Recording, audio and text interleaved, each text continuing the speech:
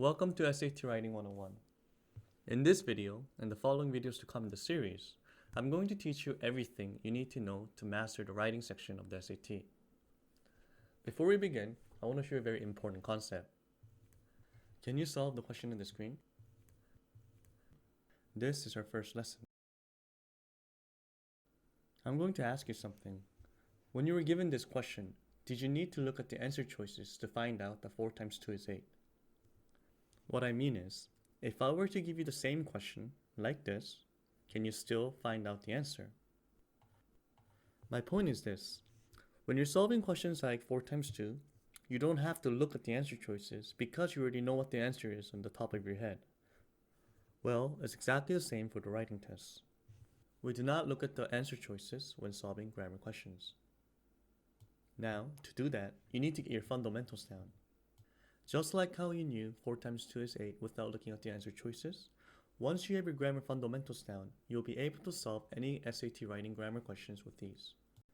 In SAT writing, there are about 14 grammar types you have to know, and in this series, I'm going to teach you all the rules, variations, and strategies you need to master the writing test.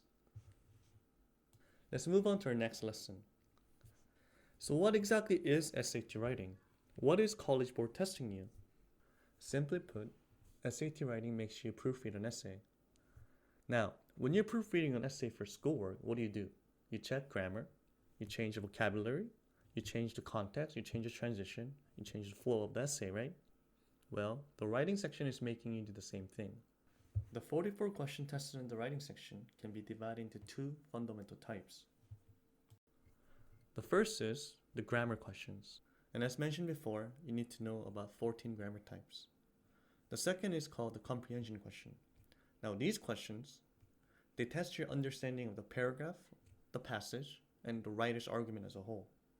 As you can see on the screen, among 44 questions, the grammar questions make up about 75% and the comprehension make about 25%. And what's interesting is this. Easy grammar questions, like 4 times 2 is 8, takes 1 second to solve. Whereas difficult comprehension questions sometimes take you more than a minute to solve. Yet, all of them are worth 1 mark. And this decides our starting point. What should we start first? It's obviously the grammar questions. I will be covering the most important grammar concepts first to the least important. And after we've done all the grammar concepts, I'll teach you the strategies you need for the comprehension questions.